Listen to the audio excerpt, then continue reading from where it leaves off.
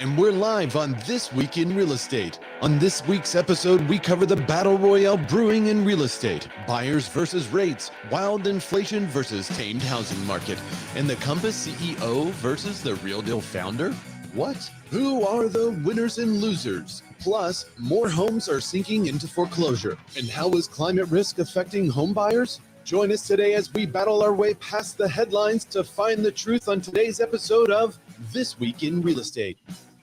Hello, everybody, and welcome. Thank you so much for joining us. This is Ray and Dan live. We're broadcasting in 4 different locations. We're live in Clubhouse this time. Hopefully, everybody there can hear us.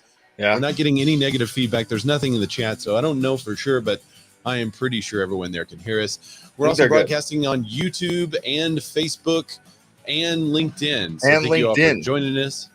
I'm Ray. That was Dan. Say hi, Dan. Hi, Dan. And we are both here to talk about. We got a lot of news to cover today. We're going to be talking about banks and they're reclaiming more properties. So we're seeing a whole bunch more foreclosures. Is this the end? We're also seeing buyers try to battle against rates and inflation, battle against housing. Who's going to win? And then a really weird battle happening with a Compass CEO and the Real Deal founder. And it's a Twitter war that you're not going to want to miss. We're going to be talking about all that stuff, plus climate risk data. How is that changing the way home buyers are moving around the country? So all that and more on today's episode of This Week in Real Estate, hosted by the Bearded Men of Real Estate. So thank you, everybody, for joining us. Sherry, she's living in St. Louis. Sherry, she's joining us in 2 locations. She is on Clubhouse and she is on YouTube Live. So thank you, guys. Hey, and Daniel said Facebook is full of hairy goodness. Thanks for joining us on Facebook. Matt LaMarche was first again today in the comments. Thanks, Matt. Mike V, first runner up. Hey, there. And if you guys are on Clubhouse right now, hit that share button so let people know that we're in the room. The room is live, and we can get more people to join in. We can get more speakers. Yeah, it's really funny. We have a couple of comments now saying people in Clubhouse can hear us this week. So thanks, guys. Thanks for letting us know, and thanks for hanging with us there. Last week was a catastrophe in Clubhouse. I don't know what happened. So hey, and if I can give you guys a little insight on the show, you know that intro, Ray, that we do now? Yeah. What people don't know, that's not Ray. We pay a guy that sounds like Ray to do the intro. Did you guys know that? Yeah. Sure. Yeah. He sounds exactly like Ray. We pay a guy that sounds exactly like Ray to do the intro. It's not Ray. All Marblehead comments on YouTube. It is Headline Wednesday, Real Estate Battle Royale. I feel like this is someone that normally tunes in, but they're on their burner account. So thank you. Yeah. Thank you for tuning in there. This is Dusty Martin said it's been 5 minutes. She said she was here 5 minutes. She just didn't announce it until Matt and Mike were battling who's first. So thank you guys for joining us. Dan, I like your new setup, dude. It looks good. Yeah, thanks. We got look at back there. Look at what's highlighted. Oh, nice. The art. Yeah, by the way, my daughter Jordan drew that. It's my daughter's birthday, by the way. It's Jordan and Jocelyn's birthday. Oh, they're happy birthday. 13 today. Today is also a very special day. Yeah. So it's crazy. They're turning 13. Today's day 76 for me. So we all know what that means. Hey, he's having a mimosa. Cheers, everybody. I did the 75 hard thing and I'm done with it. And I'll never do it again. And now he's going to do the 75 easy to counteract everything he did. Just go totally backwards. No, everyone's like, oh, what happened? How was it? I lost 20 pounds. But the biggest difference was totally reshaped. So I'm super strong compared to what I was 75 days ago. Which he was already super strong. Yeah, my curls are way up. Not hearing me in Clubhouse? Somebody's not. Oh, you know what that means? Every time that happens. It means they're not hearing the other stuff too. Yeah, you guys aren't hearing the other stuff. Y'all didn't hear the intro. Hang on just a minute, Clubhouse. So lately, what has happened with our iPhone setup is that it has started making decisions all by itself. It's too smart, dude. Right. And one of those decisions was to disconnect from the Roadcaster on occasion. Not consistently, just when it wants to. Yeah. Hang on just a second. I'll get you here. Sorry, guys. So everyone, the only people it affects are the people that are here live and anyone that is here that tuned in live and everyone that watches the replay. So sorry. Tyler, at least we're going to get to the news and you guys will be able to hear the news. Yeah, Tyler they can all hear you now. You can only hear one person, but Vicky Gorman is saying Yeah, can't hear me, but she heard the intro, so who knows? Well, that's really interesting. If they hear the intro, I don't know how they could hear the intro. I don't know. It's weird. It disconnected. What happened was the phone disconnected from the Rodecaster for absolutely no reason. So what's up, Armando, Olivier? See you guys, Janet, Mike, Sherry. Y'all feel free to come on up. If you join us on Clubhouse, you can comment about these news stories as we go through them and add your 2 cents. You can also invite other people to join. And if you say something, we can immortalize it. Is that it? Just like we did technically, that's the Armando. main reason, Ray. That's the main reason I do this show. So I'm immortal. I'm now immortal. Yep, that's true. Which Armando said this one fantastic day. What kind of show is this? So now every time he comes up, we play that. What's up, Armando? Thanks for joining. Julie, and hi. If you're joining us on Facebook, you can share the show there. You could also share it somehow on LinkedIn. I saw someone that shared it, so I appreciate that last week. You can comment. If you're watching the replay on this, I would love for you to comment that you're watching the replay. Let us know if you're in the replay club. On YouTube, now we have it consistent again. You can actually go down to the description, and you will see timestamps of everything we cover as we cover it. And those timestamps, you can click on it and zoom right to that portion. So maybe you just want to find out about the mortgage demand article that we're going to be talking about. You could click that and zoom right to that mortgage demand article. If, now I'm hearing sound effects through the phone too. So, okay. I just heard a booking. Yeah, that was, see, this is what happens. Now it reconnected and is sending sound effects. If you're, I don't know. If you're watching that's right. If you're watching on Facebook, you can share it here. You could also share it to groups that have real estate agents in it that are interested. But anyway, we were talking about Dan's setup. Dan, do you want to tell people why you have this new setup? I like it because the background and everything's very, very cool. I've been wanting to do I get bored really, really easily. So to have the same setup for the last couple of years has really made my mind insane. But the first thing is that I've wanted to control my light a lot better, and now I can. Yeah. I'm in a fully blacked out room now. So both of us are actually. Yes. Yeah. And Ray's had his set up for 2 years now ish. It's only been about a year, actually. I think maybe a year and a half. So that's the first part. Melissa Mars says, I like the blue glow. The background of yours. I can change that too. I can make that. I just did it blue for the show. Now, we're wearing the same color shirt as well, but it's just our lighting and cameras that make them look different on camera. We can't quite figure out why, but anyway. Leighton Woods joined us. What's up? He's on LinkedIn. Yay! Leighton's on LinkedIn. Thank you, LinkedIn. There you go. We always get a couple of LinkedIns. I like it.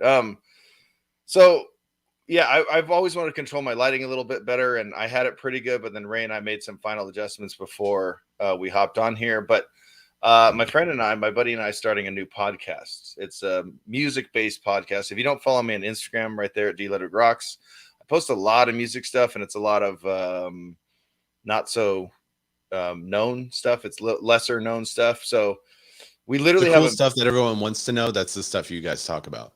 That's what we talk about. So it's we literally have a music thread with 3 other friends. So 5 of us total, a music text thread. So it's just going to be called the music thread. And we're going to talk about music that we send back and forth. Essentially, we're making a podcast based around a text thread.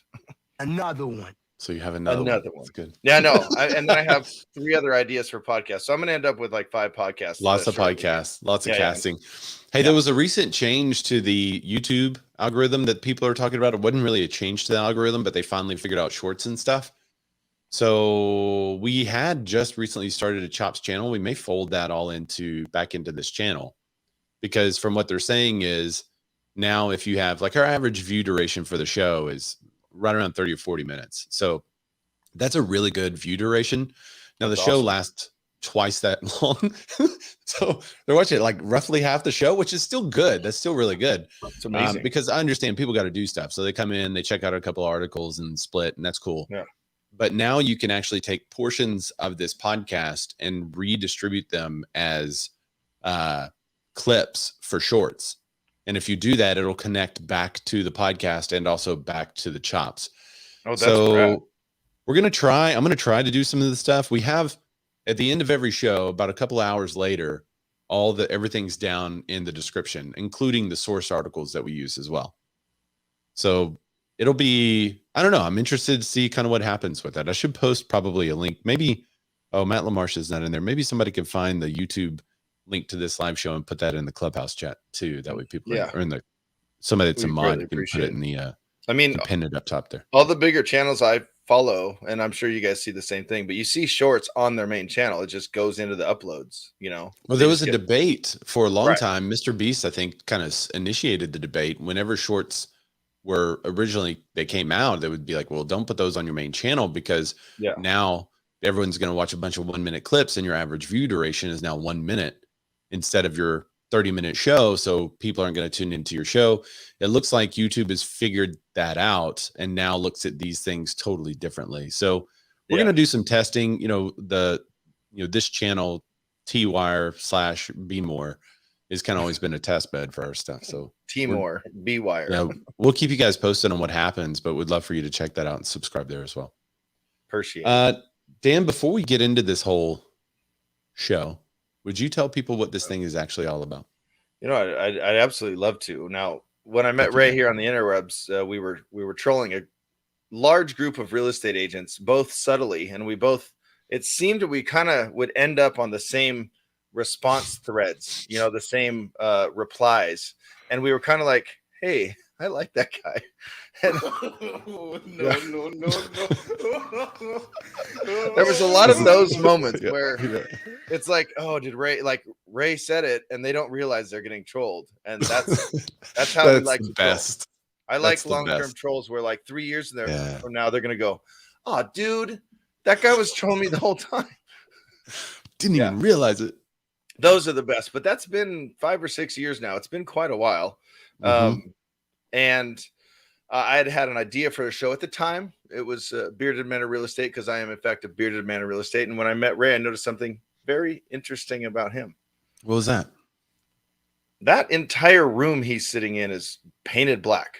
Bruh. That's not wrong. It is He- all black. He had conversations about his setup, and when RETV was a thing, still is a thing. It still is a thing. It was- We're broadcasting live in RETV right now. Shout out to Okay, everyone good. joining us from RETV. I don't go on Facebook anymore, so I don't know. But Yeah. there was a big debate, and he was like, should I do it? Should I do it? Do I paint it black, Yeah. dark blue, purple? What do I do? So literally where he's sitting it's not blacked out. Like, I mean, it is with lights, but it's black. He painted it black.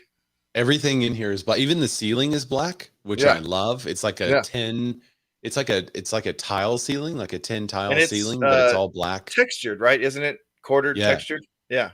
It's textured, and I have racks dropping from the top that have the lights on there so I can move them around. I basically created a studio. Yeah. And in order to completely control the light in the studio, you need all black. And Yeah, so I wanted which- complete control, 100% control of light. Which was what I've been trying to do for a long time. I haven't painted my wall black yet, but hey, maybe I will. Hey, that would look rad, especially with Yeah. the framed pictures. Like that would just pop. That would look so good. Yeah, so I might be buying some Let's paint. everybody encourage him to do that. Go black. just Go, in the go, middle of go. the show. But anyway, You can do it. if you ever want any tutorials about that stuff, go find RETV, RE space TV, RE space Real TV. Estate TV on Facebook. Lots of really good stuff in there. But I digress. But I obviously noticed he's a beautifully bearded man, but I also noticed that he Yeah. loves giving value up front to not only his clients, but also just to humans in general. So the show is about being more as an agent, but also being more as a human. And one of the ways we believe in giving value is to know what in the crap is going on. So that's why we have this show. We got tired of seeing a whole bunch of headlines and a whole bunch of people pontificate about real estate and be completely 100% wrong, only because they were trying to get clicks and views and decided we're going to take it up on ourselves and we're going to tell people the truth. And if the truth is bad with real estate, then we're going to tell you this is a bad deal for real estate. And if it's good for real estate, then we're going to tell you this is actually great for real estate. We're not going to pull punches. That was a shout out to our thumbnail for the day. We're Have not you going guys to pull seen any the punches. thumbnail? That was a good thumbnail. Have you guys This seen is the the other thing thumbnail? we're It's testing. amazing. I should say, this is the other thing. I'm going to show it to those who are joining us on YouTube. So this is the other thing that we're testing is thumbnails with no text on it. So we're going to have the title, but then the thumbnail is going to bam. There it is. It's one of our favorite movies. So good. So this week, so I write the kind of I guess, what do you call it? The title text, the script. Yeah. And this week was very contentious. It was this versus that, that against this. And I was like, you know what? It's straight up, Rocky versus Drago. It's straight up everything. So I kind of wrote it around that. And then Ray put together the thumbnail there, and it's beautiful. It's one of my favorite thumbnails that we've done. And if you're a show historian, you're going to realize there's continuity in our thumbnails. Ray, you want to explain? No.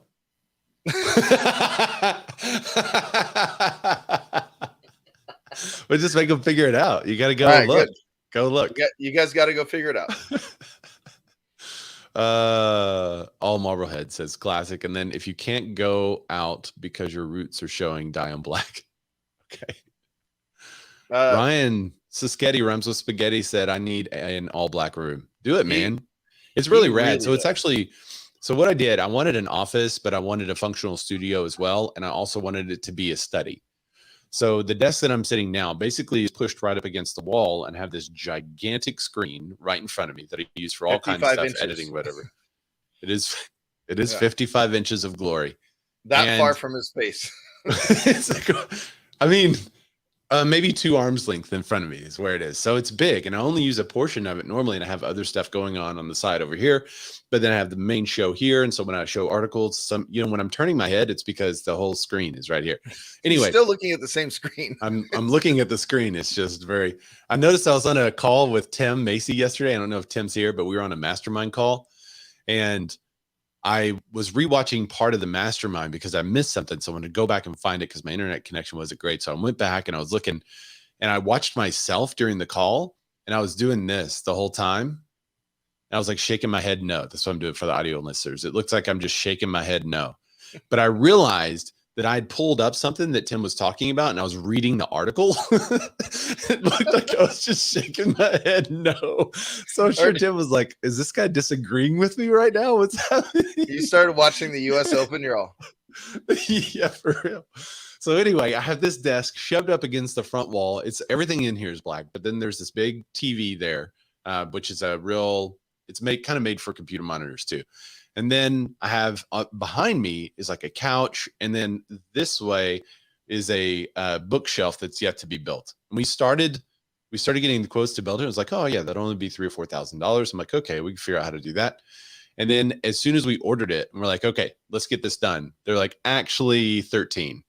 Like, what? Because of wood prices. You remember when they went up? So we just haven't done that part yet.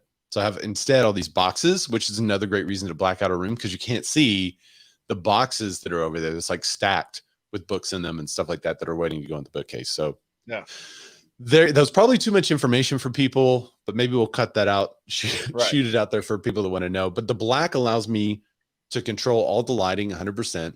Yeah. If I want white, I've got a big drop down roller that I can put myself into a white room. If I want different colors, I have different colors of roll paper and all that kind of stuff up in the ceiling. So, but I can also put all of this up, and it feels like a study because I have a couch and a chair, and in the future, a shelf of books. So there you go. Okay. I don't know where to go from there. I mean, I guess that was kind of it. Hey, you never know because no one knows what kind of show this is, including Armando. So you never know what you're going to get on the show. What kind of show is this? There you go. But you don't have to take my word for it. That's so I have a book club. I use that a lot. Robert, you want to explain your comment? What Robert one where he says, if you can't go out because you're showing die in black. It flew over my head. Oh, it's probably because I don't have hair. I think you were talking about hair, but I don't have any. Maybe, but I think he's referring us to a song. I think, or Robert, you can tell me if I'm right or wrong. Jack Atteridge is up here. What's up, Jack? Split screen boxing. Oh yeah, there you go. Oh, yeah, he was Marblehead. All Marblehead was Jack Atteridge. Thanks, Jack. You didn't have to admit it. Joanna is here. What's up, Joanna?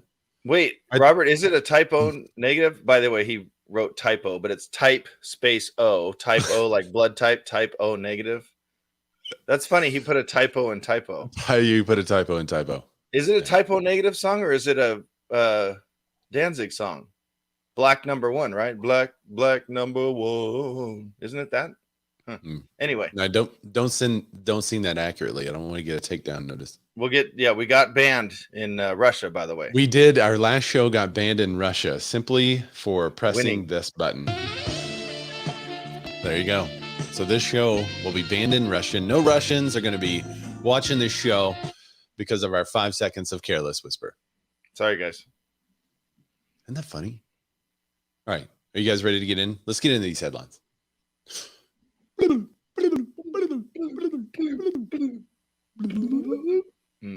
just like that. Headlines are here, people. Those All are right. so good. So let's talk about the foreclosure issue. Banks are reclaiming more properties as August foreclosures move upward. Dun, dun, dun. All right, so foreclosure notices have been on the rise in the past year, but actual bank repossessions remain scarce. I wonder why that would be. After steady year-long rise, foreclosures are nearly back to pre-pandemic levels. More than 34,000 properties had foreclosure-related filings in August, up 14% from the previous month, and more than double the number from the same year last year. So you guys, as you see YouTubers all around the internet complaining and talking about this issue, I just want you to remember that it's up nearly to pre-pandemic levels. August foreclosure starts were 86% of the number of foreclosure starts in August 2019. So it's still like 15% off. Chandra said in the report, but it's important to remember that even then, foreclosure activity was relatively low compared to historical averages. So it sounds like we have a big fat no story. Yeah, like when you get past the headline. So I want to ask two questions. So A, is this a bad thing? Is this because what you guys are going to see is headlines and tons and tons of YouTube videos that say foreclosures are up, pre-foreclosures are up. They're up to historic levels. And these are the signs that the market is crashing right now. You're going to see lots of videos like that. If you do, report them because they're false. Yeah, but actually, we'd love it if you tell us, because then we can put them in the contributor chat, and all the contributors love to go into those and make comments about them. Yeah. And because if you go and read the comments, you see a lot of things, and I swear they are paid to be there. But thanks, the info's so great. I love to know market, data from you or whatever, when they're just interpreting the data however they want to get themselves clicked. But that's my first statement. I guess it's not a question. My first statement is you're going to see a lot of those headlines but if you heard what Ray said there from the article, where's this article from, by the way, Ray? This is Inman. I'm sorry. I almost said Inman. CNBC. This one's so on this Inman. Article. Yeah. If you want to get more on it, go to Inman. But he said it right there. We're still not even at pre-pandemic levels yet, which was nowhere near historically high levels. But my question is, and I'll ask YouTube and Facebook and Clubhouse, LinkedIn and Clubhouse. LinkedIn, yeah. Clubhouse, if anyone wants to come up, is this a bad thing, or is this just going to help our inventory? What's going to happen? They ask you how you are, you just have to say that you're fine when you're not really fine, but you just can't get into it because they would never understand. Is it really fine, or is it not fine? When someone says, how's the housing market? That's fine. It's fine. What about the rise in foreclosures? It's fine. It's really fine. Is it really fine? It's fine. Are you fine? So in my opinion, since you're asking, Dan, I think we've said this for a long time, but whenever the foreclosure moratorium happened, we said back then, when it was originally put in place, I think the day it was announced, I said, okay, guys, let's say this happens for a year or two. One day that moratorium is going to be gone, and there's going to be such an increase in foreclosures that everyone's going to scream about the sky falling. I think this is the very beginning of that stage where we start to have more foreclosures coming through. Now, let's say these August foreclosure numbers and the uptick that puts us at the pre-pandemic levels is just the first slate of foreclosures that are coming through. There are people, believe it or not, guys, there are people out there that don't pay their bill. And when they don't pay their bill, they get foreclosed on. And there's a certain number of people that do that every single year.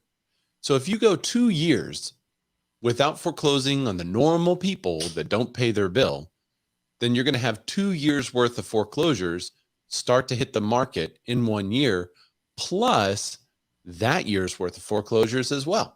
Catching up. Right. So I would say I'm no mathematician, but it's almost like a 30% increase over what is normal should be normal.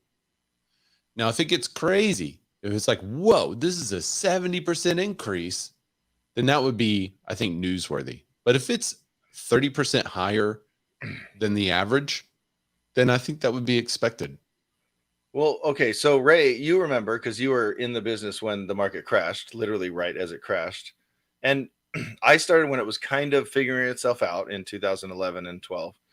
The foreclosures I saw and the short sales I saw then, by the way, we haven't talked about a short sale in how long, Ray? Years. Yeah, years. But short sales for a while in 2013, 14, and 15, at least in my world, in my business world, they were kind of a thing. They were happening quite a bit. There were some agents made a whole career on short sales. Made a whole career out of it. My former partner, Jacob Sworek, he was doing short sales before they were called short sales. He would go in and say, hey, I can help you sell before you go to foreclosure. That's right. And so he kind of started in the business that way. But we haven't talked about short sales in forever. But imagine, a world where they come back on the market, and remember how rough they were? Short sales were like, if we're going to see a short sale, and this is 7-8 years ago, you are going to expect to see every single room is different colors. You're going to see lots of cable on the wall from, the coaxial cable hanging off the walls, holes in the wall. They don't really care about the house. And then when you went it to a bank-owned property, I mean, lots of times a full kitchen was missing, a bathroom was missing, copper piping was ripped out. Like, they were rough. Now, are the foreclosures these foreclosures aren't going to be like this. They're going to still require, they're going to still pull close to market value. Just because it's a bank-owned property doesn't mean the discounted value is there, in my opinion. Now, I mean, that may change, but I do know. I would agree with you. So one of the things that we learned about foreclosures is that a lot of it requires the sellers to send in information regularly. So I remember a particular buyer I was working with that wanted to take over this foreclosure and short sale. And we put in the offer and we did all the stuff and we were trying to help the seller do everything every single month. 18 months later, the bank said, no, we're going to foreclose because they didn't send us the financials this month. And so they just became really difficult for us to deal with. And from that, I still have some emotional damage that I need to work through.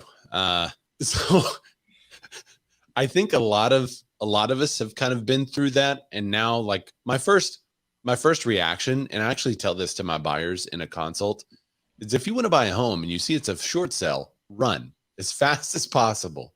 But if you really love it and you're willing to pay the bank approved price, and the price has already been approved by the bank, and you don't want to make any adjustments or request any closing costs, then we can put an offer on it, because that's how bad it was. That if you made any adjustment at all, it would take months and months and months for the bank to respond. If the price wasn't approved yet and they just put it on the market, you'd have to wait. I mean, it was 6 to 9 months minimum. Well, it would be like a $500,000 home, and they list it for $250,000, and everyone would make an offer on it because the bank would say, well, we're not going to talk to you about short sales until you have an offer on the property. Right. And even then you need to miss a certain amount of payments, blah, blah, blah, blah, blah. Right. So I don't know. We'll see what happens. I think the foreclosures hitting the market is a good thing. It's going to be a natural cleansing of the market. It's going to open up inventory in the bottom 1/3 of the market in general. It's going to become more and more normal. So I'm excited to see the foreclosures, because we can close those in 30 to 45 days. For the most part, it acts like a normal transaction. Maybe you have to turn on some utilities and lights and such, but for the most part, it's pretty normal. So I think this is a good thing. Jack said, am I correct that rarely does foreclosure notice actually get foreclosed? Is foreclosure data based on notices or actual? Great question, Jack. No clue. Yeah. Maybe somebody could dive more into that. Let's see. It says in the beginning here, more than 34,000 properties had foreclosure related filings.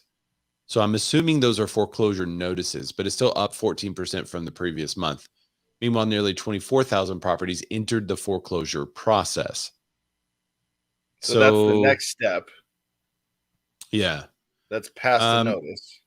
I'm looking at the article on Inman.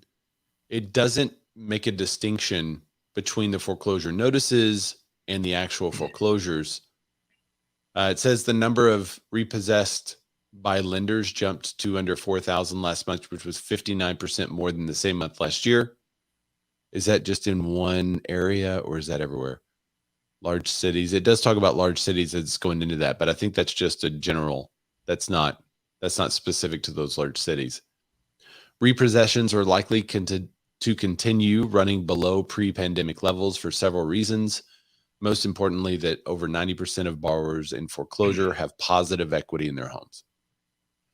So the foreclosure notices are going out and maybe people are selling it because of the short supply, which that would be great. That's a good thing for the market. If you purchased a home and you're in a position where you can't afford that home anymore for whatever reason, that's okay. Sell it because you probably have equity in that home. You're probably not upside down. You probably don't have to do a short sell in those instances. So just sell it. Yeah, that's the next part of this is that, I mean, equity is up 34%. Yeah. Let's see, Shane, I see you unmute, man. Do you have something to add to this? Yeah, I mean, the more and more you guys go, the more things that pop up. But like there's this preemptive acquisition narrative, right? Like, is institutional capital going to go and buy some of these properties before they hit the open market? Yeah. I think the other thing right now is when you talk about like, hey, okay, if normally we would have X amount in 2 years, then what about this? I think the collateral damage had pandemic financial consequences that we still can't measure yet. A lot of people kind of through their stimulus checks and whatever of the money they got kind of started living a little bit beyond their means, but the stimulus checks kind of help that. Or what are you saying? Wait, Shane, are you saying when people get free money, they spend it on things that maybe they do or don't need? Is that what you're saying? Yeah, like a black, like remodeled, like new studio room in their house. Anyway. Maybe. Or they did like a 55-inch whatever. I thought we were doing like a model room here for a second. But the other thing I think, bro, is we used to see a lot of debt consolidation. Every time there'd be appreciation in equity before the global financial crisis, and then equity, stopped that habit. Well, this time it's interesting because equity hasn't stopped the habit, but interest rates have. So how does that all kind of fall out? These are three things that were kind of floating around in my mind that were interesting to what you're talking about. Yeah, that's a great question about the institutional investors popping in and just buying up the foreclosures. I can tell you what's really interesting to me is that I have buyers that are looking at properties on the market, and they're educated buyers because we take them through a consultation and everything. They understand what's happening in the market. They know what's going on. They see a house they want, and they're like, this is a wonderful house. Let's say it's listed at $300,000. Beautiful home. Let's offer $280,000. I'm like, okay.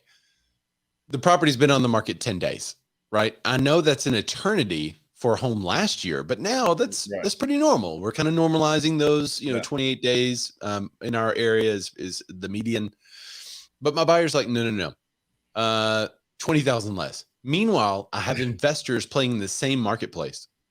They're looking at the same types of homes, and now they've moved up to the A, which we were talking about in one of your rooms, Shane, actually, is they moved up into those A-list properties, and they see the home and like, yeah, offer them list price, and hopefully they'll do a couple of repairs for us, and we'll rent it out as soon as it sells.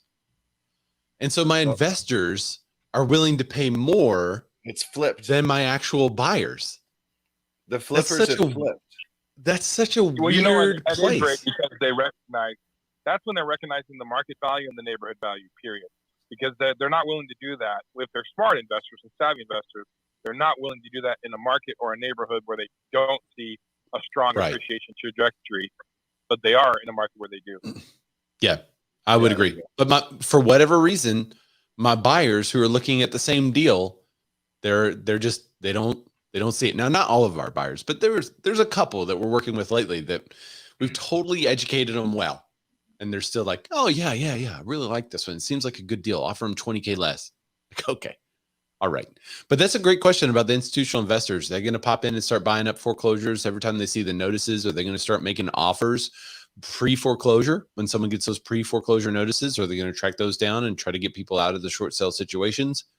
That's yet to be seen. But I think that would be a positive play for any real estate agent in a market who could collect that information to then go to those institutional investors and say, hey, here's an opportunity for you. Maybe you're just used to the build to suit stuff or the build to rent stuff, but here are properties coming on the market at a discount.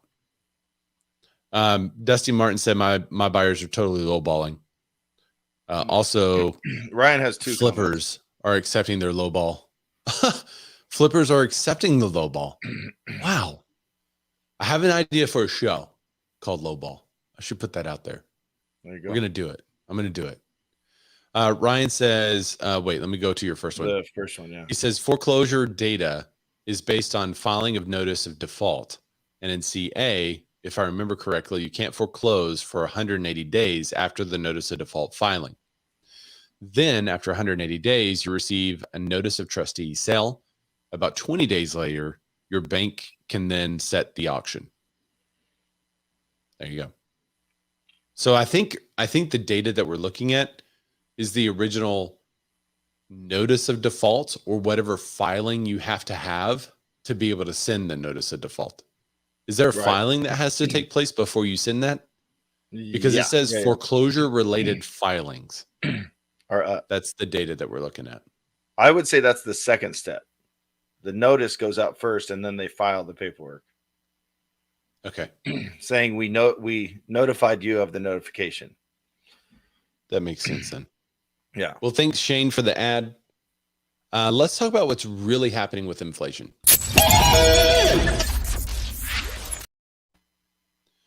Housing inflation isn't slowing yet. So this article also comes to us from Inman. It says falling gas prices have provided substantial relief to family budgets in August. Falling gas. They're Thanks, down Biden. 20 cents. Thanks, Biden, right? Can we say thanks, Biden? Is that okay? No, we still say thanks, Obama. We still go way back. Remember that? Remember those days? I remember the days of milk and money called Trump, but that's just me. Yeah. Falling gas prices provided substantial relief to family budgets in August, but inflation remained persistent in the core category, including the ever-rising cost of housing. Consumer prices recorded nearly no change for the second consecutive month in August, but remained 8.3% higher than the same week a year ago, said the Bureau of Labor Statistics. Stripping out the volatile categories of food and energy, and especially the impact of gasoline, core prices last month increased 0.6% since July, capping off a rise of 6.3% year over year. Stubborn price growth core categories include housing. They may have strengthened for the case of more hawkish Federal Reserve. So this is what this whole story is getting at, is what's the Fed going to do? The surprise to the upside, all but guarantees continued aggressive action from the Fed, likely putting more upward pressure on mortgage rates. Cushy said, this is Odetta Cushy, the deputy chief economist of First American. Mortgage rates have more than doubled compared to a year ago, resulting in slower sales and price deceleration.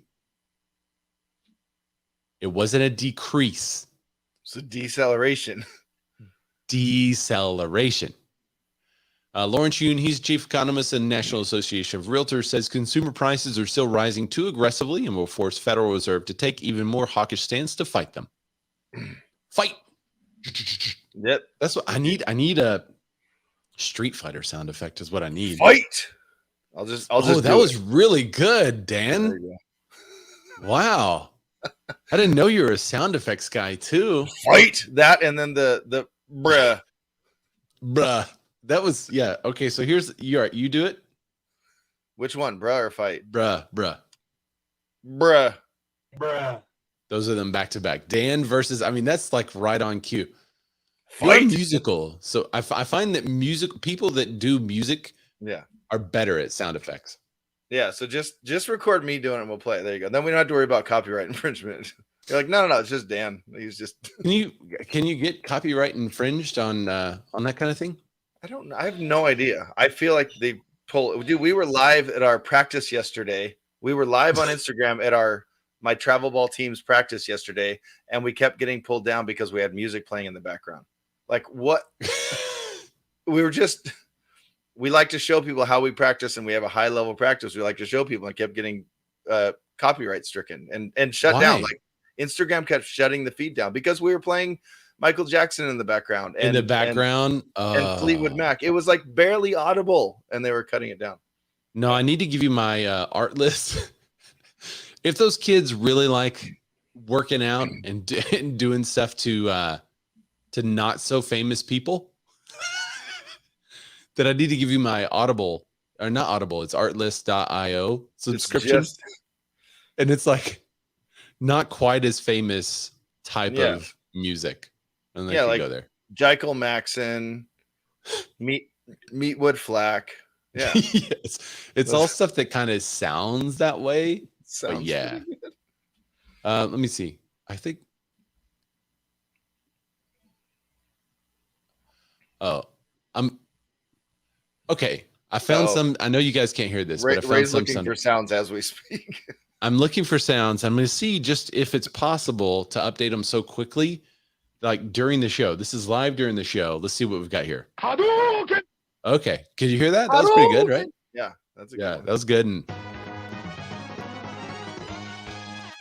so there you go. There's our sound effects for the battles of today. All right. So housing inflation isn't slowing yet. Any comments on that? Let me get back to the comments. I got like 4 screens to look at when we do this. Uncanny, they're saying about your impression, Dan. Good job. Thank you. Need a Mortal Kombat reference? Yeah, finish him. Would be really good in there. That used to be one of my favorite. Like that used to be one of my favorite things to do a demo to. I used to be in martial arts back in the day. Dude, that's a pump up song for sure. Yeah, for sure. It's kind of like the coffin You're dance. Mortal Kombat with Street Fighter, though, bro. I know. Well, it's different. I know. So I think everybody remembers the first time where they saw a fatality. Everyone my age remembers where they were. See, you remember, right? The first time you ever saw a fatality, I was at Robert Dollahide's house, spending the night. We were playing this game called Mortal Kombat. It goes to the end. It's like, finish him. And suddenly he just starts button mashing. The screen gets dark. Yeah. And he pulls my head off and the spine out of my body. Yeah. What just happened? Like that was the first time I ever saw a fatality as a little kid. I was like, whoa, that's so rad. Yeah. I think that was 92 or so, I think. Probably. Yeah. Yeah. Ever since then, Street Fighter was like, I mean, it's fun, but it's not Mortal Kombat. Yeah. Street Fighter took a backseat to that. And then Tekken took over for me too. I played Tekken for a long time. Do you all remember Soul Calibur? Yeah. Oh yeah. Yeah. That was fun. We had the stand-up version when in our break room when I worked at Activision. So we used to have Soul Calibur tournaments. Yeah, I loved Soul Calibur back in the day. There's no Mortal Kombat sound effects that are downloadable on this soundboard, apparently. So I guess they've copywritten all of their stuff, which would put us in danger if we played it publicly, because that means they would send us a takedown notice. Matt's alerted us of his presence. Matt is here. Thanks, Matt. I thought you were first, and now you're just now showing up. So you're welcome. I really wish you could stay for all of it, Matt. It affects me that you're just now here after even saying first, and then he just shows up. He waits until the YouTube video gets posted that we're going to go live. He types first, and then he's out. And then he comes back maybe one day later. Right. Well, fine. Sorry, I'm trying to feed my family. Oh, I apologize, gentlemen. Well, do better, right? Yeah. Yeah, come on. It wouldn't surprise me. It wouldn't surprise me, Matt, if you're struggling to feed your family because these recent inflation numbers that came out. That's right. Rates jump a quarter point instantly after key inflation report. Now back to 14-year highs. Dun, dun, dun. So this report comes to us from Mortgage News Daily. Mortgage News Daily is the one that infamously lives on our program as the analyst who said, it looks like rates could go up or possibly go down. You remember that report? This is mortgage rates. Best prediction ever. And look, they're right, right? They were right. They were totally right on that. They aced that. So Mortgage News Daily, the corporate, all right, mortgage rates, were already in the vicinity of the highest rate in 14 years, with the largest day-to-day swings being extremely common these days. We were only ever one bad day away from making it back to those highs. And here we are. The corporate was at least well known, well understood, both before and after its impact on rates. I feel like they have an AI bot writing these articles. 100%. This morning brought the scheduled release of August Consumer Price Index. Okay. In other words, we already knew that rates would be headed higher if today's inflation data came in higher than expected, and that's what happened. So, bammo. It seems. What's up? And if you I really don't do know if feel you- like to be totally 100% honest, it says Matthew Graham wrote this article, but I feel like Matthew Graham used Jarvis and wrote this article. he plugged in the bullet points and then started write an article around this. 100%. I honestly feel like this is the exact same type of article that Jarvis would write. Yeah. The Fed funds rate isn't the same as mortgage rate, but higher. So he just like has filler in there. He's got like, this is what we thought, and that's what happened. Like that's such an AI driven article. It's so good. But, And I don't know if it's this article or another one that I don't know if we have it in here or not, if we threw it away, but it says that we're now back to rates that are in the 2001 to 2009 range. That's where they were. Yeah, we're not even that high yet. They were mid high sixes up to sevens, I think, in that range. So we're still. So you may be talking about. Low. You may be talking about our next article, which comes to us from CNBC. Mortgage demand from homebuyers falls 29% since last year as interest rates surge past 6%. Okay, so now the market's going to crash because there's no buyers and there's a bunch of foreclosures. Now, correct me if I'm wrong, but didn't we already hit over 6% and then come back down? Yeah. Went back down to 5 like real fast. Okay. So that was a bad week. Anna, what's up? Anna in Clubhouse says that was a bad week. Well, it looks like we're here again, madam. Mortgage demand appears to have gone nowhere but down as interest rates go up. Application volume dropped. Guess what the week-to-week application volume dropped? Anyone out there want to guess? I can. Give you 2 seconds. And I'm going to get it dead on, something. but you guys guess. If you're watching the replay, then I want you to type this in. What did week-to-week mortgage demand volume drop as rates ticked up to 6% on a 100% scale? 100% being, let's see, Matt Lamar said 20% based on the headline. Week over Dusty week. said the historical rate is 7.7% on interest rate, but that's not what she's saying. It went down. What do you think it went down? We'll give you time. Okay, time is up. If you're watching the replay, type it now. You could be entered in to win. Application volume week to week dropped 1.2%. There it is. Boom. A whole 1% since last week.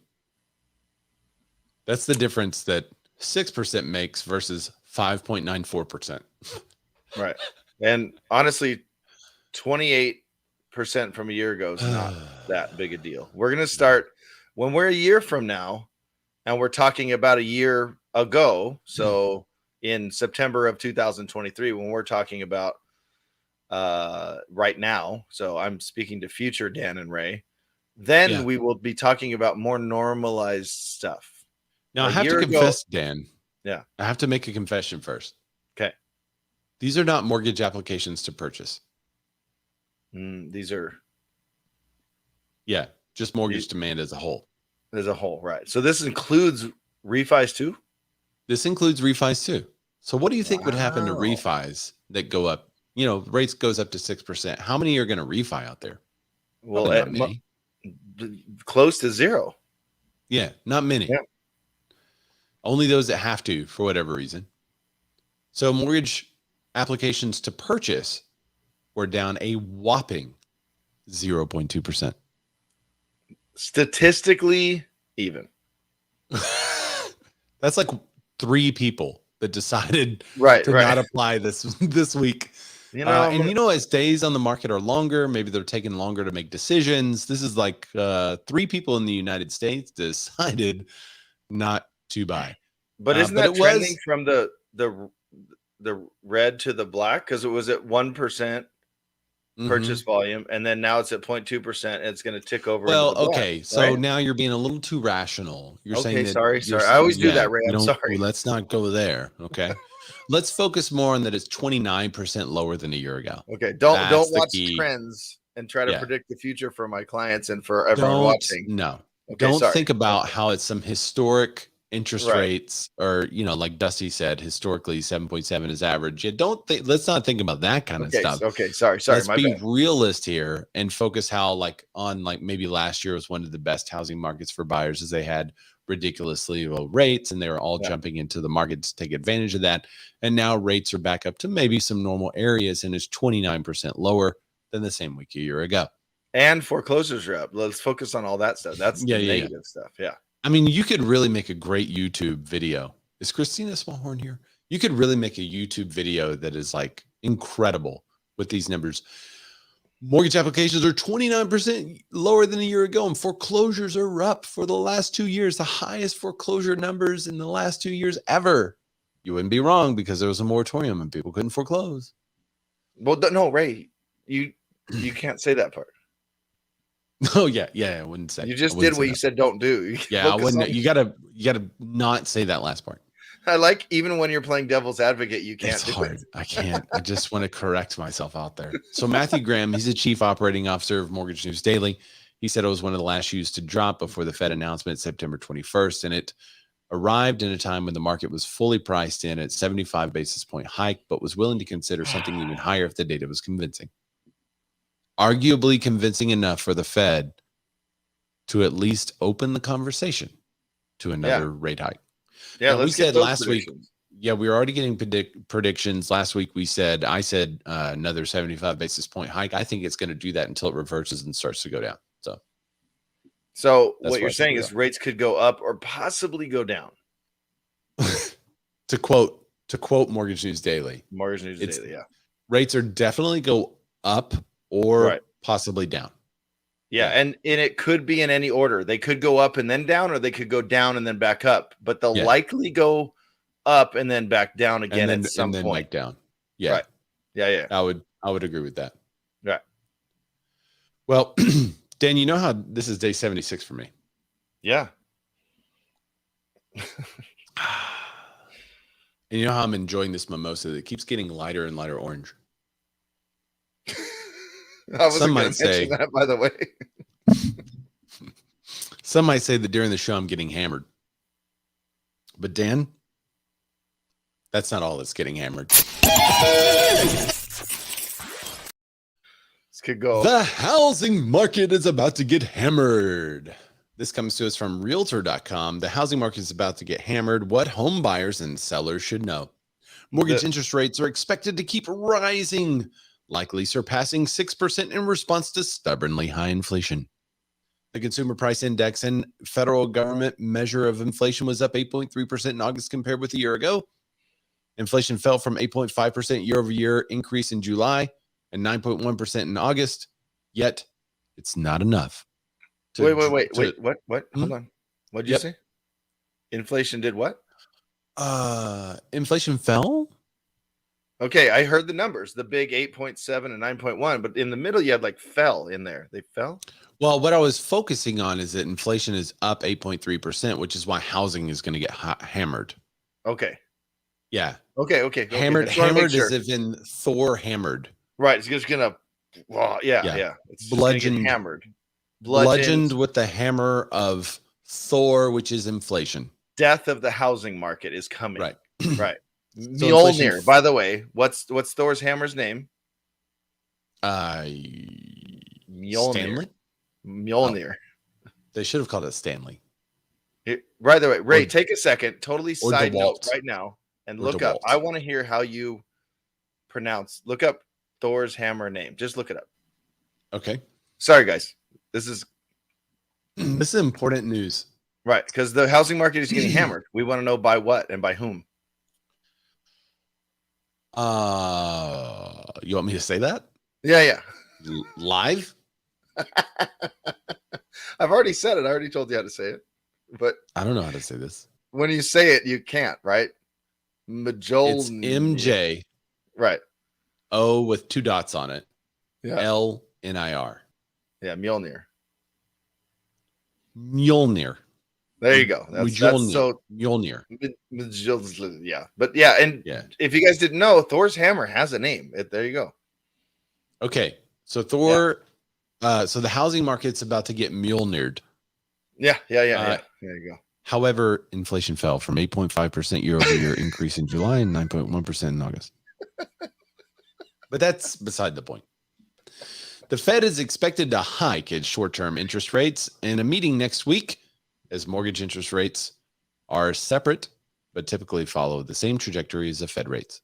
Yeah, so Which this has to we mean say that for all of our lender friends who enjoy the show and are like, stop saying that the Fed rate increase is going to increase your interest rate. This is not directly related. Yeah, okay. Okay. But all this buyer demand has to go down. Applications to purchase have to be well above 0% at 0.2%. Right. Right. Yeah, it's going to happen. But I think in the end, it's most important that we give loans to more buyers. Dude. Citi expands their program to help diverse communities reach transformational homeownership milestone. What, are you anti minorities? No, we have so many programs available. Are you too many minorities? Is that what you're saying, Dan? Well, they're not a minority. Buy houses for those minorities to buy, because isn't that really the problem? They're giving money to the minorities to buy. Right. So this was what are they going to buy if the sellers aren't incentivized? In a sense, what are they going to buy? So this is this was actually a hot topic in one of Shane's rooms and one of Glenda's rooms last week. Citi expands a program to help diverse communities reach transformational home ownership. I think this was also done by Bank of America, if I'm not mistaken. There was another one that was in the headlines. Hold on, Ray. I want to say something with that program. Okay, Margola, That's go ahead. deceiving because it's not in every state. It's not in every state. Excited. No, it's not. And everyone, no one said that. Everyone was hyping it, and we're talking about the pros and cons. And I convinced myself I have an employee who is a minority. Yeah. A minor of a minority, right? And I was so excited for her. I said, Lily, you'll never believe it, and blah, blah, blah. And she was like, really? And I said, please go to your local bank and speak to somebody.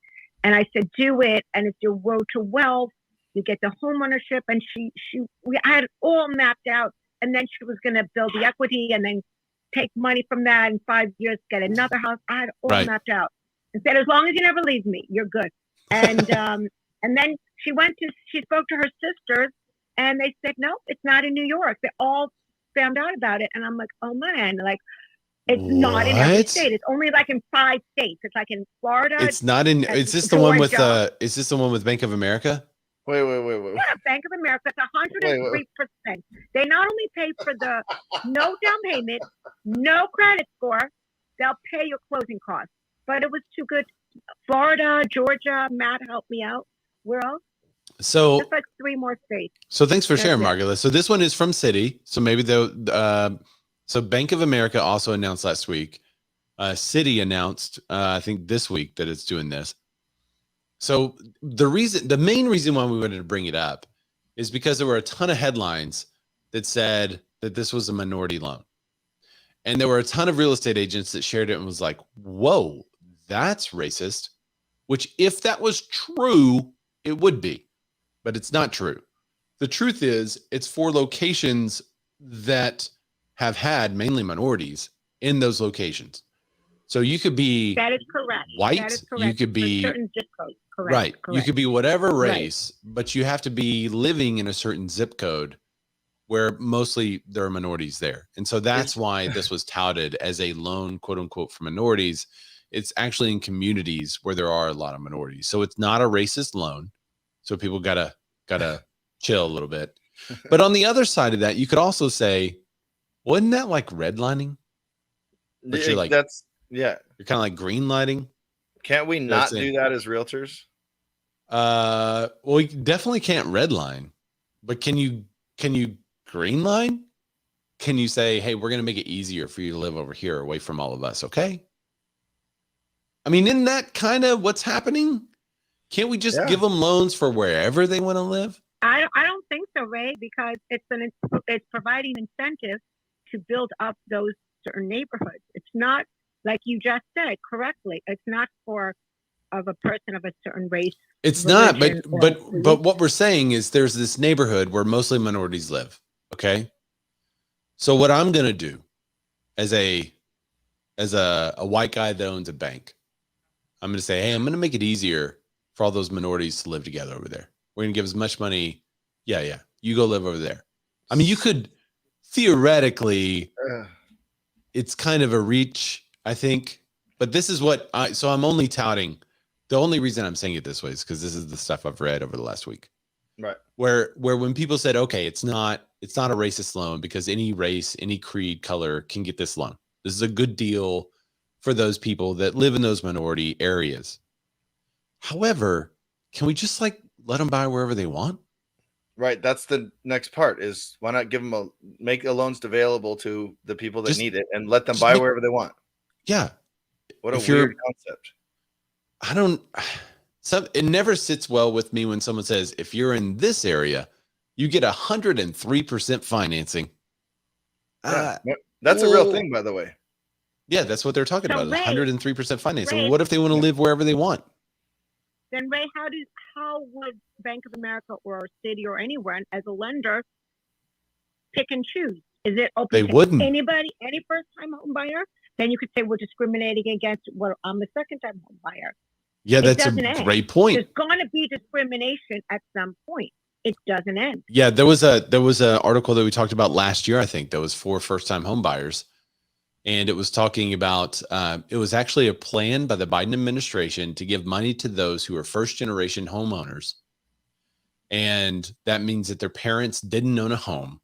You remember this? And we were talking about how are they going to figure that out if their parents didn't own a home? What if the home is in a trust? Or what if it's owned by a company? Or what if it's, now you have the ultimate rich people. And now you're asking financing. Yeah. In my opinion, Margola, is they should just stay out of it. They should give the loan to the people they want to give a loan to based on their propensity to pay it back qualifications. Yeah, can they pay it back or not? That's it. But that's the point of this loan. At least Bank of America, I don't know about Citi, but the BOA, there is no credit. You don't need to give credit. None. Like that's also really bad idea. That's so dangerous. Oh my gosh. You don't need a credit score? You don't need to show proof that you can actually repay this thing? Are you being sarcastic? No, I'm asking you a question. Do you have to show proof that you can repay it? Yes or no? Nope. How is this a good idea? If only we had just to show that you work, just to show you're actually working, you're getting a paycheck. That's it. You don't have to have a credit for it. None. Okay, so as a Dave Ramsey, I'm a Dave Ramsey endorsed local provider. Yeah. I love the fact that you don't have to have a credit score because a lot of them don't have credit scores. If you've been off a credit for 7 years, you have 0 as your credit score. So that's great.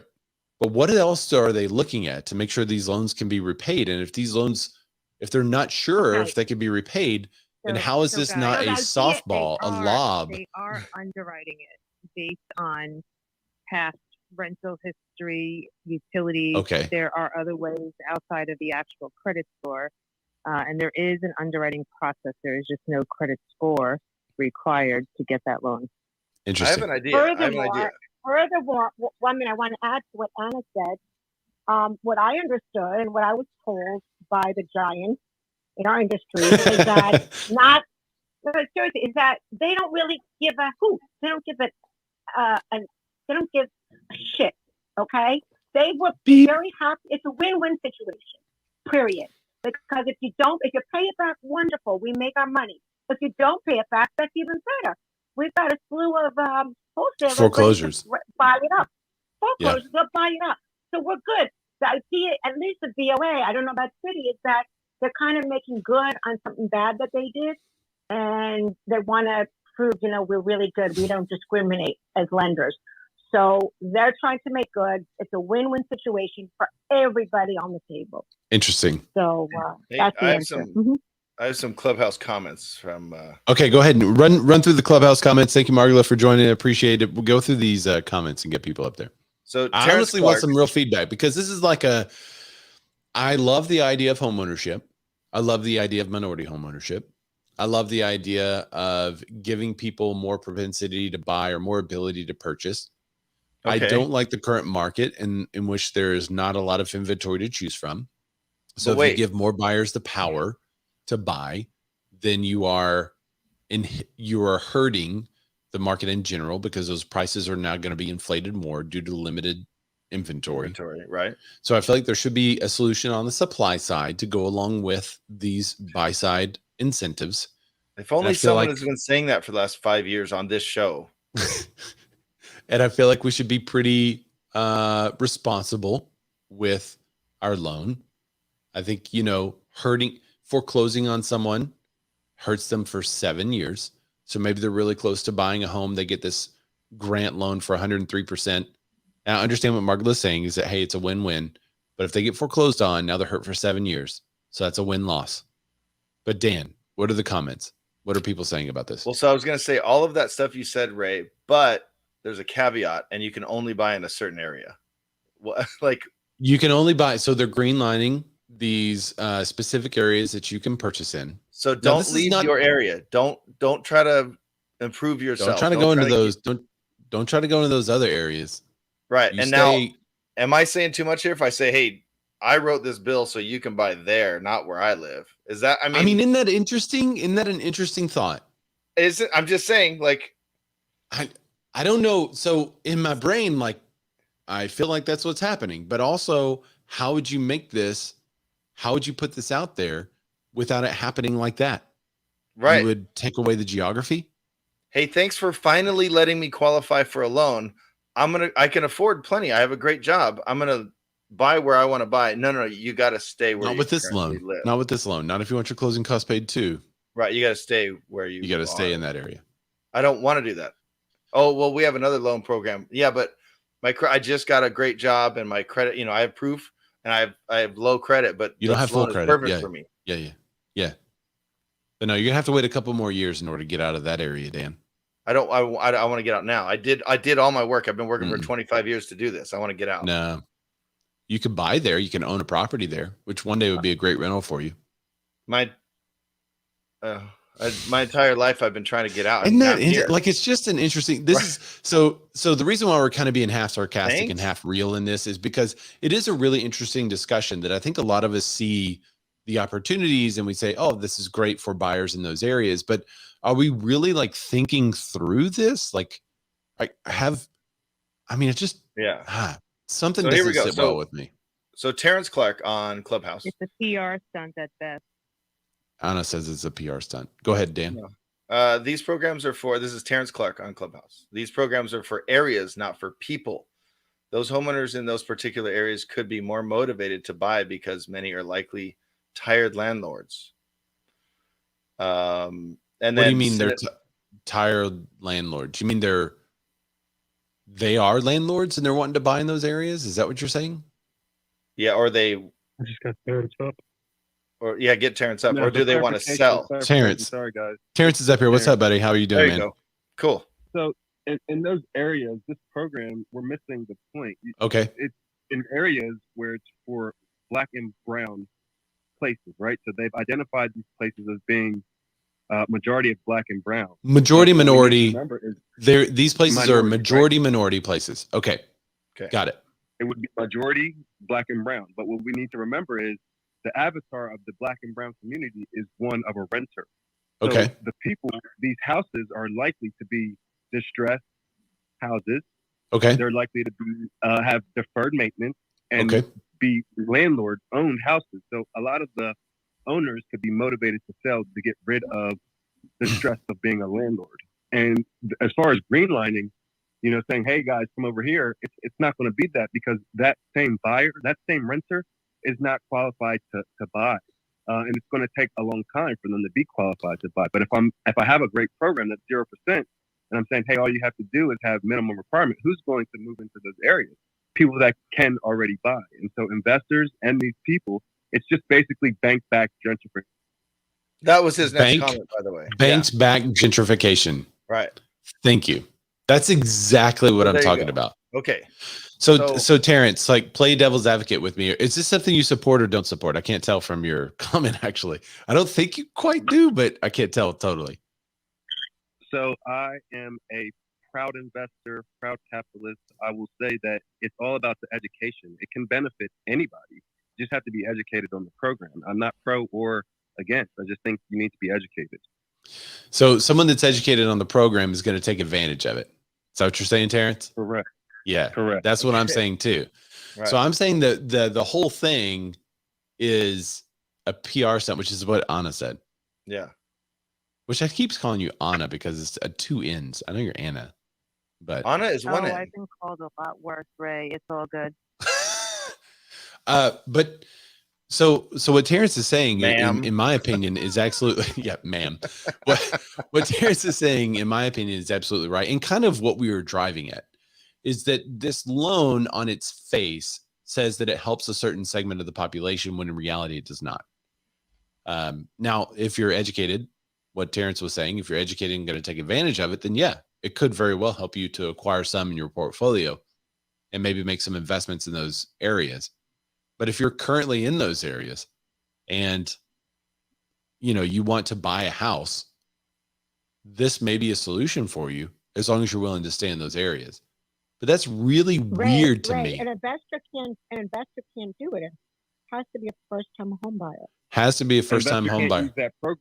Investor can't use that program, but investor can leverage the news of that program. So I can pick up the phone in Charlotte and say, hey, I'm looking to buy this property as an investor, fix and flip in this neighborhood, and then have a whole new buyer pool of people to sell. Oh, I get it. Yeah. Okay. I'm a little slow here in Brooklyn. She said in Brooklyn. Yeah. No, I totally see what Terrence is talking about. It's a really interesting banked back gentrification is what he said. In my opinion, it looks like you're kind of greenlining, saying you can stay in these areas, not other areas. I don't know the best way to do this, but I don't think it's this way. I think there are other ways to do this. But it seems more, we need less of a blanketed fix and more of a, what can this individual do and how can they qualify for a loan fix? Like that's what it seems like, right? Yeah. Looking at like doing some manual underwriting and encouraging home ownership responsibly. Just be a little more hands-on than, hey, look at this 87th program for buyers in the last 2 years when there's not one incentive for sellers out there. Yeah. A deferred maintenance in a conforming area, right? Terrence and I would also say deferred maintenance in a conforming area. Whenever you have that situation and you have a first-time home buyer purchasing, yeah, okay, go ahead and purchase your first home. Then you move in, deferred maintenance in a conforming area. The AC goes out, the water heater goes out. Now what? It's $10,000 fix. What are you going to do? Right. I got my closing costs covered by the bank. How am I going to pay for all this stuff? Yeah. Or you're going to get a bank loan. Right. Another one. Maybe if they'll even let you, because now you're 103% on your equity. You don't have any equity. You have zero equity. The bank has it to start. The bank has your equity. So you can't even loan against your equity to repair the, I don't know. Just if you guys are reading the news, HELOCs are up. Home equity. The investor, guys. If I'm the investor and I go in because I'm direct to seller and I'm going after the tired landlord and the people who are the actual homeowners in these communities, once I fix the property up, I've gone through and done, the roof, the electrical, the HVAC. Yeah. I can sell at top dollar. I've gentrified that whole area just off of this program. So that's you might, Terrence, but what about the investor that does the flooring and the paint and the countertops and the cabinets and makes it look all pretty, but they don't do anything? Lipstick on a pig. They lipstick on a pig. It's gonna sit like open doors houses are now. you can't do it when the rates are as high as they are, and you have to then go back and give value. You can't just put a piece of crap property out there, and then the buyer also knows that they have options and are going to want that inspection and be a little bit more critical. It's going to sit so that those investors will still struggle, but the ones that are going in and adding value, they'll win. And that's always kind of what these market shifts do, is kind of clear a lane for people who want to educate themselves and execute. Love that. So I have one last question for Terrence. I have one question because I love his point of view, because it's not it's his point of view, and I love that. I love it.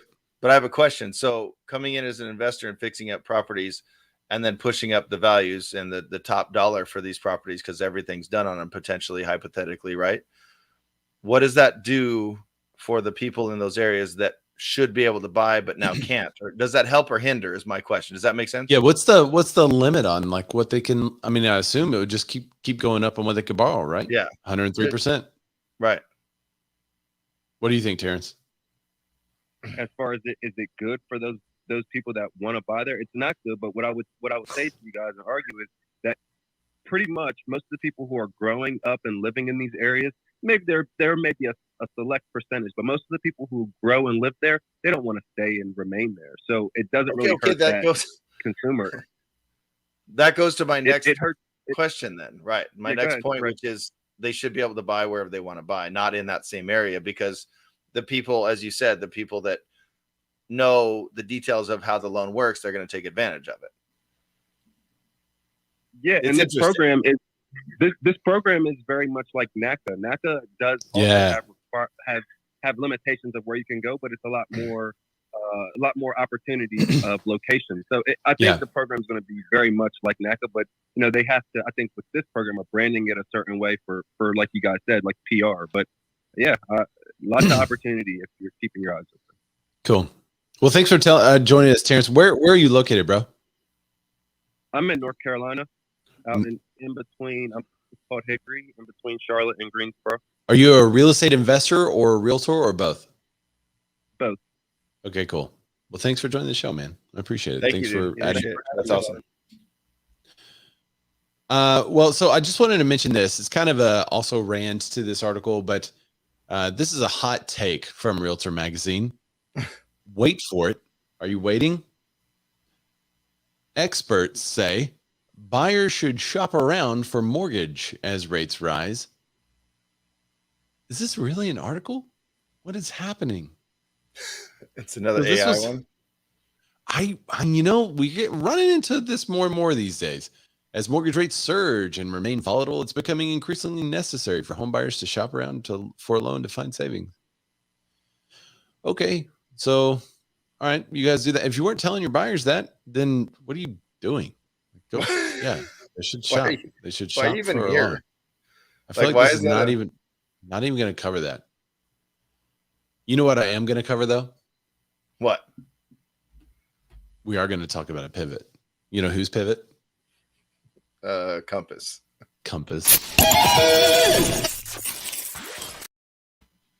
Pivot. Here, let me do another impression. Ready? Yeah, go. You guys got to know where this one's from. Pivot. That's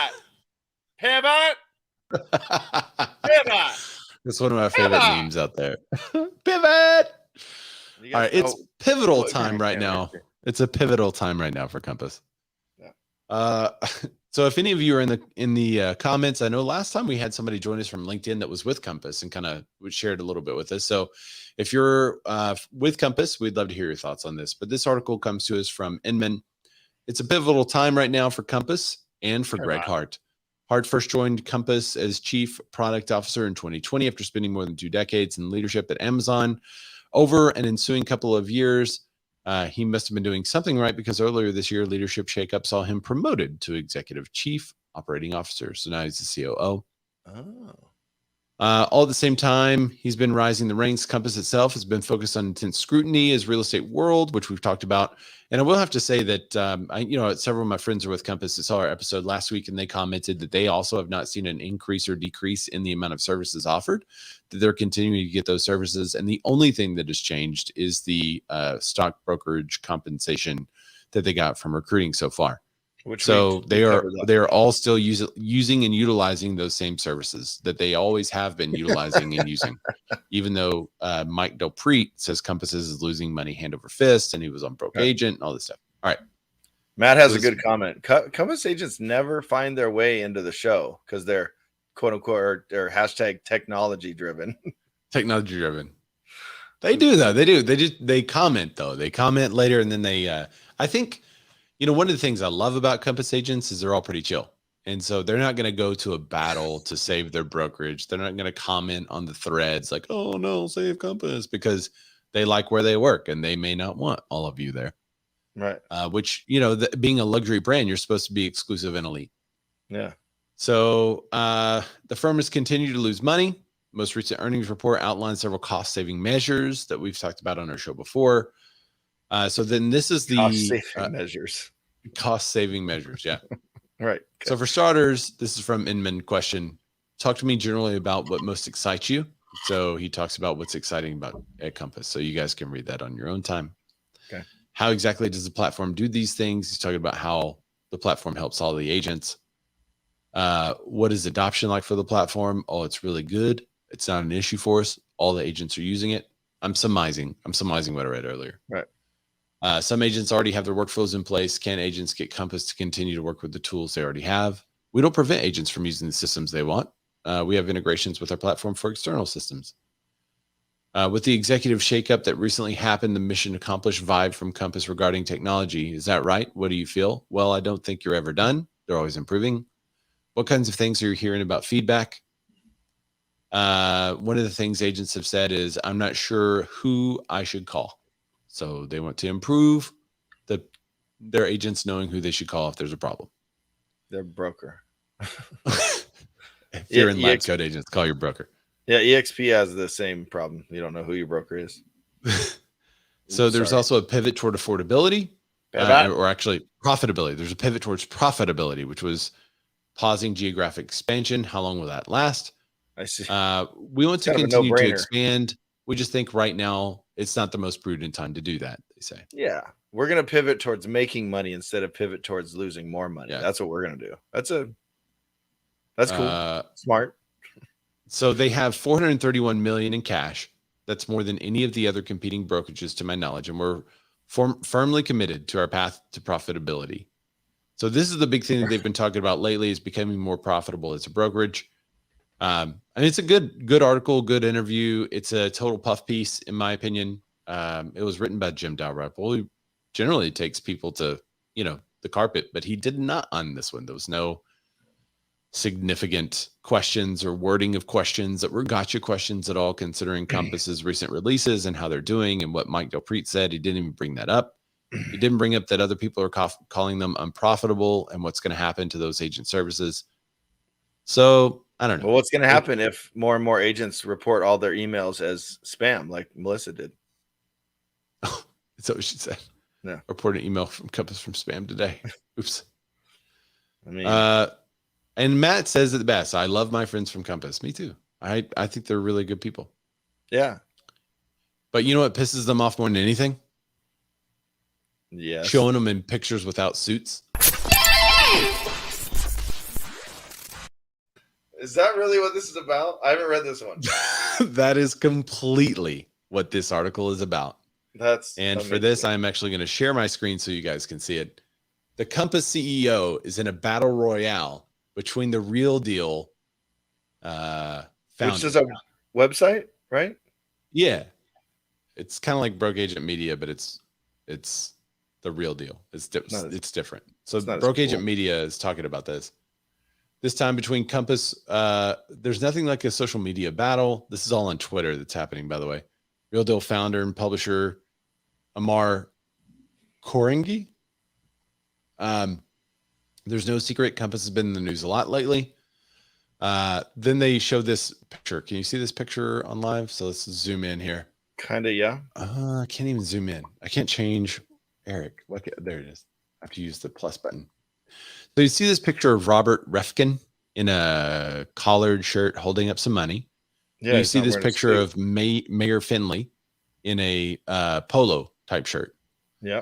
Well, Robert Refkin decides to make an issue of it and says, why are the mayor of NYC and I the only people in Real Deal pictured without a suit jacket? I have a jacket on my company team page, and I'm sure the mayor has plenty of pictures in a suit. So if you go to the Real Deal, let's just do that. Real Deal. Maybe I should spell it right. TheRealDeal.com. If you go to the Real Deal, you'll see a bunch of pictures of people in suits, right? Are y'all seeing it now? Y'all aren't seeing it now. Hang on. No, we're still on the same page. You're still zoomed in. It's in the right window. Zoomed in. Okay. All right. Now we're reloading to show a live view of the Real Deal. And you see people in suits all over the place. That guy's in a suit. Lots of suits. Yeah. Suit. Lots of suits. And the Real Deal is kind of, it's New York, right? It's kind of geared towards New York real estate news. Yeah, lots of people in suits. Yeah. Except for WeWork. Not WeWork. That would be WeWork founder Adam Newman. He's in a collared shirt. He doesn't wear this suits. Lady holding a megaphone. Okay. Right. This lady here is not in a suit. Anyway, there's a lot of people in suits. See, not that guy. He's not in a suit, and not those two. They're not in suits. And, well, there's the last Adam guy again. there. He's t-shirt, and Gary's in a t-shirt. So I wonder though if they've started doing that recently in response to Robert Refkin and showing a bunch of people in t-shirts. But wait, so let's go back. What if this was never a thing?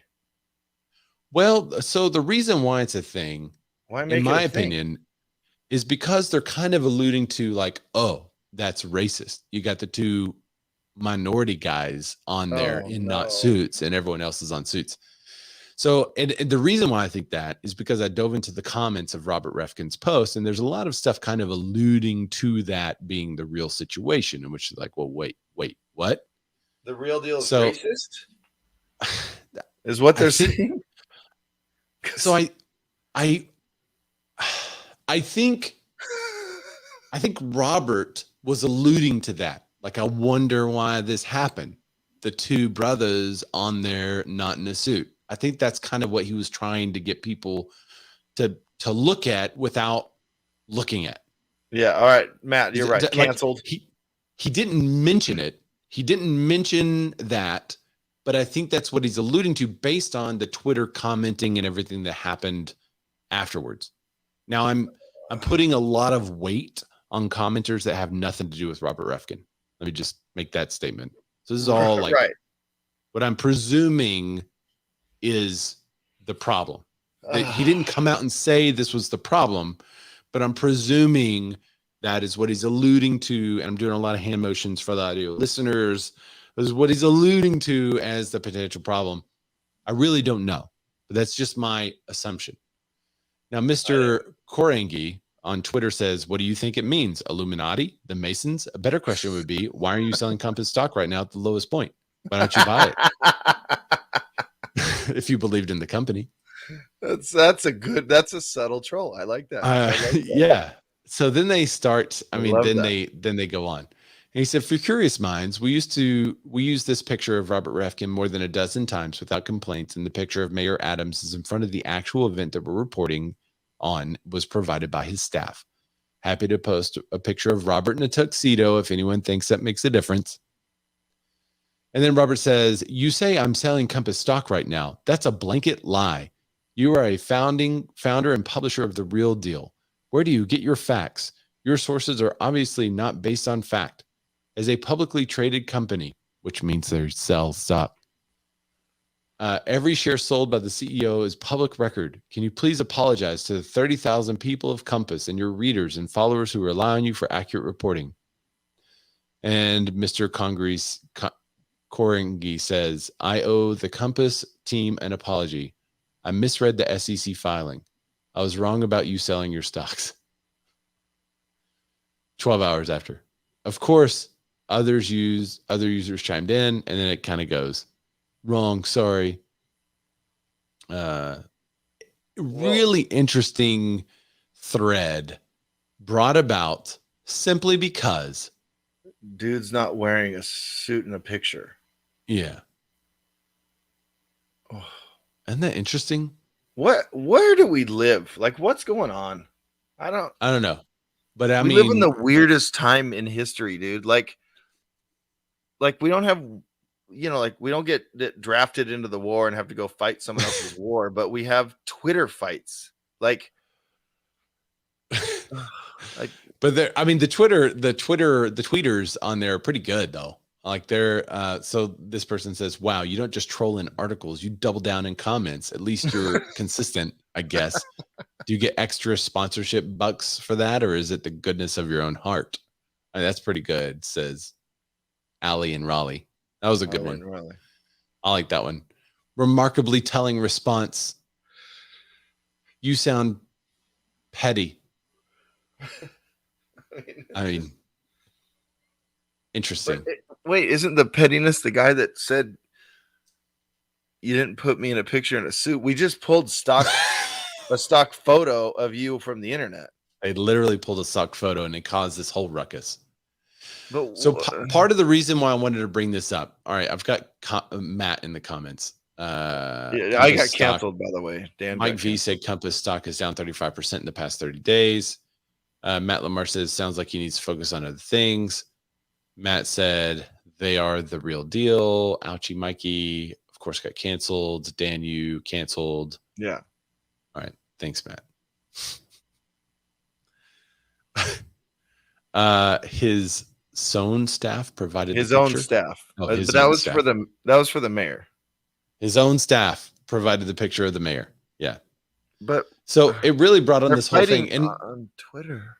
I mean, if you have a public company, then you're selling stock. Like that's part of it. People can buy your stock. So you have to be able to sell that stock in order for people to buy that stock. Right. But he made the mistake. Mr. Korengi, I think he was trying to say that the Refkin is actually selling the stock. He said personally you. wasn't selling the stock. Compass is selling the stock. He meant Refkin's you not buying any more of collectively. it right now. Yeah, because if you do a quick search, you'll find an article that says Compass execs, and this is from August 21st. Compass execs Soros and Wilkie sell big chunks of stock. Yeah. So it wasn't Refkin, but their own execs are. So and so I think the real deal guy was just like, whatever. Sorry, you didn't sell your stock. Other executives did. They could have qualified that, but he didn't. Right. And hey, we'll change the picture to whatever you want. Like you can wear a clown suit because you're a clown if you want, whatever you want. Clown and clown self. That's yeah, the new thing. You have to identify as clown self if I'm gonna. I can't, dude. Can we end the show? I can't do this anymore. We got one more little thing to talk about real quick. Let's talk about climate risk. Yeah? Isn't that fun? Sure. Speaking of clowns. Risk. All right. Climate risk. So this article comes to us from behind the paywall at Real Trends. Climate risk data is changing the home buyer calculus. Agents say younger generations are buying homes, are hyper aware of it. That's the Keller Williams agent Becca Summers says in Provo, Orem, Utah. Rising sea levels and drier summers and snowier winters, larger wildfires and more severe flooding are impacting climate change and are no longer denied.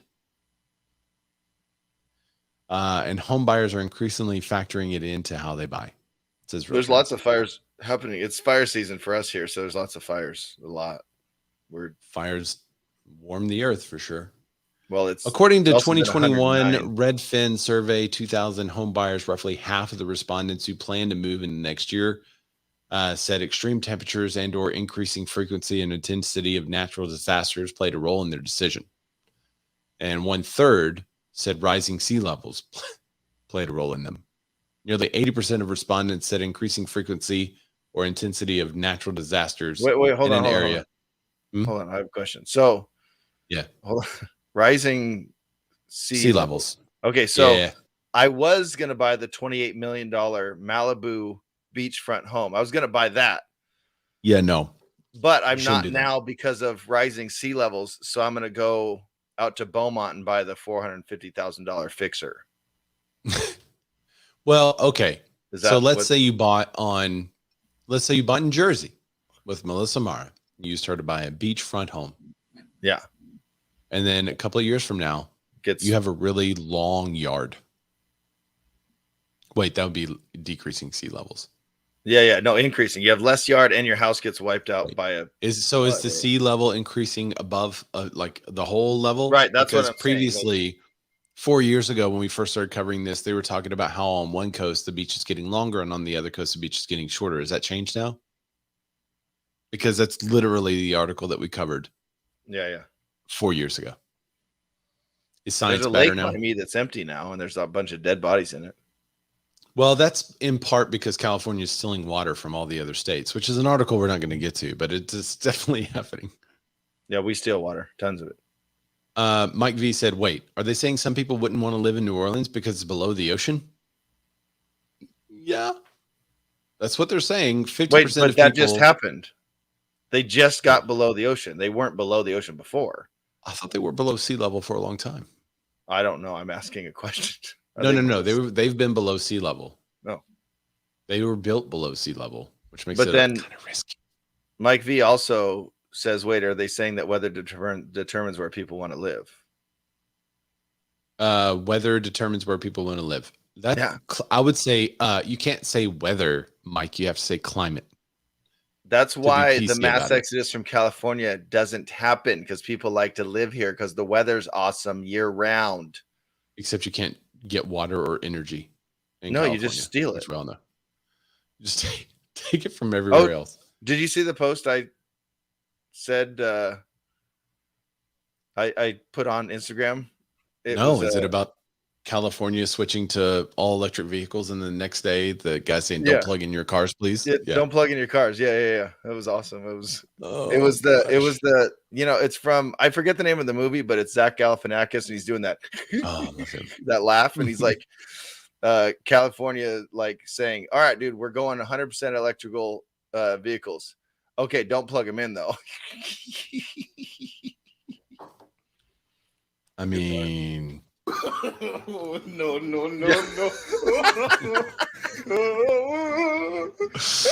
It's terrible. I have great friends in California that are texting me stuff like, "Oh my gosh." Okay, so Florida is basically at sea level. So even if you're not in a flood zone, it's a great idea to have flood insurance. It's basically talking about, this article is talking about how buyers are now thinking about climate change, flood risk, natural disasters more than they ever have been in the past. Well, Dusty's right. But there's no alligators and no natural disasters in Arizona, but it's going to be 125 in the middle of summer. But hopefully your air works, but you can't pay for There's no water there either, right, Dusty? We saw that article that you commented on and came out live and no water. They have zero water as well. But what, I have just a question real quick. Yeah. What if it's really scary out there, and because I'm afraid, I just buy all the extra insurances? What if insurance companies benefited from things being scary out there? Kind of sounds like a conspiracy theory, doesn't it?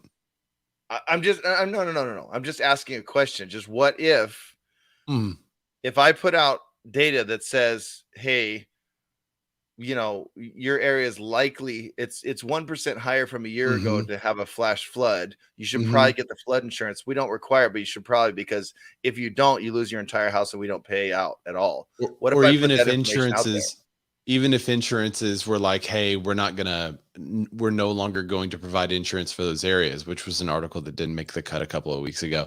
We're going to actually pull out of Florida altogether because it's so dangerous, while other insurance companies, which are also kind of owned by them, stay there and say, well, we'll take the brunt of the insurance there. That, are you saying like that? Not conspiratorially. We wouldn't dive into conspiracy theories, but just hypothetically. But if we were to follow the money, I mean, maybe. Yeah, you could see some profiting over this, maybe. Right. There you go, Melissa. You're not in a flood zone, but you flood, so maybe you should get the insurance. I don't know. I'm not saying climate change, whatever it's called. I don't know what it's called now. I'm not saying that's not a thing. I'm just saying, like, what if the data is out there for nefarious reasons, Ray? That's all I'm saying. I'm just saying. It kind of sounds a little bit like you're saying it's not a thing, though. Maybe it's just something scientifically that is getting explained by repeating weather patterns. Well, okay, I have another question. What if there's a part of California that gets a lot of rain, like all year round? What if there's a part of that and we just pulled the water from there? What if that actually happens? But what we're told is that doesn't happen. So we have to pay exorbitant amounts for rain or for water. And then imported also, what if Colorado real quick, Ray, ravine? What if Colorado could just send some water over? But also, what if there's only one power company that I can get my power from, and I can't shop rates? I can only get it from one place. And when they tell me my solar panels aren't doing enough, which they've done for 20 years, they're not doing enough anymore, and they have to charge me double and triple because of high usage times. What if they can do whatever they want because they're the only company that I can get power from? What if that's the case? It's a great point. There's a lot of what ifs there. Probably not happening. Okay, cool. It's probably not a thing. It's probably just in your mind.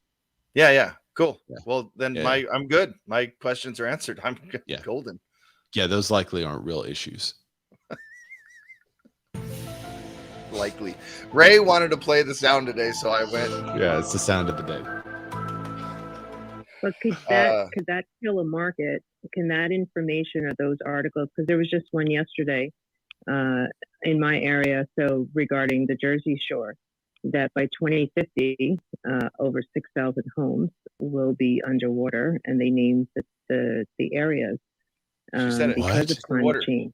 So whether it's true or not, right? Forget inflation, forget interest rates. Anyone looking, because that's a big. I'm here in Pennsylvania, and many Pennsylvanians own shore properties. That's where they like to go. And, will that affect, just like you were saying, you've well educated your buyers in the process, how this all works. And on a $300,000 house, they're like, yeah, I'm thinking 280 because of all the, everything that they're reading, true or not. And no matter how much you educate them and what is actually happening, that's their knee-jerk response. So could that on its own, an article like that, kill a market like the Jersey Shore, for example? Would it? Yeah. But I think more than, I don't think the aim would be to kill the market. Honestly, I think the aim would be for the people who currently live there to be buying a whole bunch of insurance. And I think that's what's more than likely happening with a lot of this. And we started seeing this. How long ago was that, Dan, where we started talking about the new numbers that would be presented to people on realtor.com and Zillow about the climate risk numbers that would be there according to natural disasters and things like that happen in the area. And people would be buying homes looking at the flood. I think it was specifically future flood risk. Previously, all of our flood data has been on historical data, where we would look up and say, well, it's a 500-year floodplain because there hadn't been a flood like that in the last 500 years. Right. But then they now, changed it so it could. Now it's a future remember, looking. This was nationwide in areas that would never. Right. They have a 10,000-year floodplain because it's never flooded before. But they were like, well, but it might now. But it might now, and so it might. Right. And those are the numbers now that they're going to be presenting, based on a scientist estimation of what may or may not happen, based on climate science, which is maybe or may not proven. Melissa Mara says, if Sandy didn't kill the market, I think we're okay. She's also in Jersey. Water. That's a good point. They say water, Matt. They say water. They don't say water. Water. Do you say water, Anna? Water. And coffee. Coffee and water. We have water. Add a little water to your coffee. All right, I can't take anymore. I can't. All right, we're gonna end the show. That's fine. I love you guys. It's over. Well, guys, thanks everybody for joining the show this week. We really appreciate you guys. Thank you so much for staying here, commenting. Thanks for coming up in Clubhouse, giving us your 2 cents. We really appreciate it more than you could ever imagine. It's why we do the show, is to have the feedback. We could always just record these things and send them out there, but we think that you guys are the ones that actually make this show. So we really appreciate you. Facebook user says, if you find Ray at Matt.LaMarche, you can cash app Dan at Matt LaMarche. I wonder who that is. I wonder thanks that could be. Thanks for chiming in. Yeah. Dan, would you tell people, I should mention that in a couple of weeks, we're going to have better quality audio heading out to the podcast.